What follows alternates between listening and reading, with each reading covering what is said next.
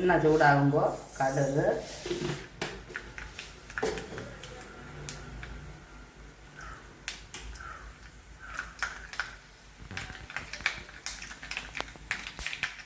വറ്റൽമുളക്,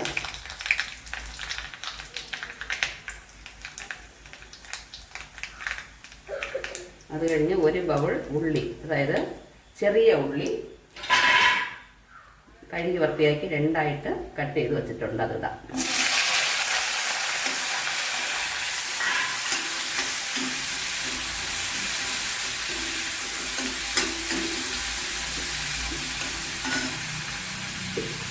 ഇത് ടൊമാറ്റോ,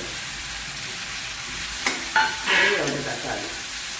ഇത് നന്നായിട്ട് വഴണ്ട് വരണമെന്നില്ല, കുറച്ച് വഴണ്ട് ഒരു കണ്ണാടി കളർ വരുമ്പോൾ ഈ മുരിങ്ങയ്ക്ക അരിഞ്ഞ് വെച്ചിട്ടുണ്ട്. മുരിങ്ങയ്ക്ക ഇത് പിഞ്ച് മുരിങ്ങയ്ക്കയാണ്, എളുപ്പം വെന്ത് പോകും. അതുകൊണ്ട് ഇത് വെള്ളം ഒഴിച്ച് ഉപ്പിട്ട് വേവിച്ച് വെന്ത് തുടങ്ങുമ്പോൾ മുരിങ്ങയ്ക്ക ഇടും.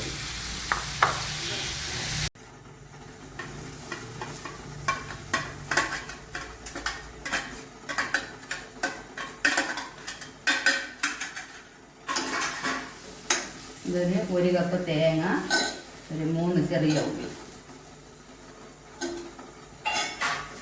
ഇത് നല്ല മൂത്ത് വരുമ്പോൾ നമുക്ക് ബാക്കിയുള്ള പൊടികൾ ഇടാം. അത് ഒരു മീഡിയം ഫ്ലെയിമിൽ വെച്ച് നന്നായിട്ടൊന്ന് വറുത്തെടുക്കുക. തേങ്ങ ചുവന്ന് വരുമ്പോൾ 1 സ്പൂൺ മല്ലിപ്പൊടി,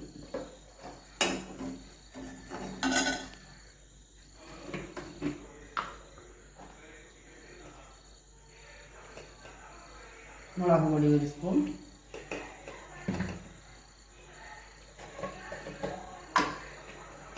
മഞ്ഞൾപ്പൊടി വളരെ കുറച്ച്, 2 പിഞ്ച് മതിയാവും.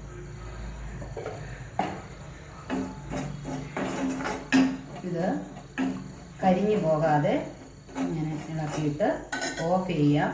കാരണം ഈ ചീനച്ചട്ടി നല്ല ചൂടുണ്ട്. എന്നിട്ടിത് നന്നായിട്ട് തണുത്ത ശേഷം വെണ്ണ പോലെ അരച്ചെടുക്കുക.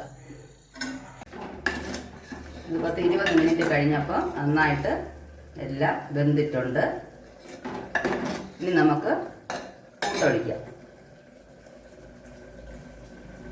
ഈ അരപ്പിൽ വറുത്ത് അരച്ചതാണ്. ഇതിൻ്റെ കൂടി ഞാൻ 1 കപ്പ് പുളി വെള്ളം ചേർത്താണ് അരച്ചിട്ടുള്ളത്. കാരണം ചെറിയ ഒരു നെല്ലിക്കയുടെ അളവ് പുളി പിഴിഞ്ഞ് ആ വെള്ളത്തിലാണ് ഈ കൂട്ട് അരച്ചിട്ടുള്ളത്. കഷ്ണം വെന്തിട്ടുണ്ട്. ഇനി നമുക്ക് അരപ്പ് ചേർക്കാം.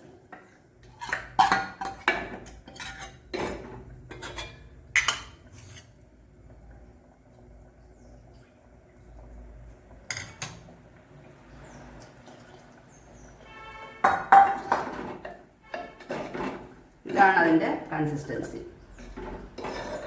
കാണുന്നുണ്ടോ? ഇത് അധികം വെള്ളവുമല്ല, തീരെ കട്ടിയും അല്ലാതെ ചോറിൽ ഒഴിക്കാനുള്ളതാണ്. ഇത് ചോറിൻ്റെ കൂടെ, ദോശയുടെ കൂടെ, ഇഡ്ഡലി എല്ലാത്തിനും ഉപയോഗിക്കാം. പിന്നീട് കറി ലീവ്സ് ഇടുക.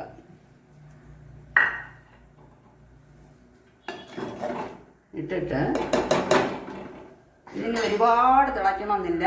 എല്ലാം വറുത്ത സാധനങ്ങളാണ്. ഒന്ന് പതഞ്ഞ് വരുമ്പോൾ നമുക്ക് ഓഫ് ചെയ്യാം. തീയൽ റെഡി.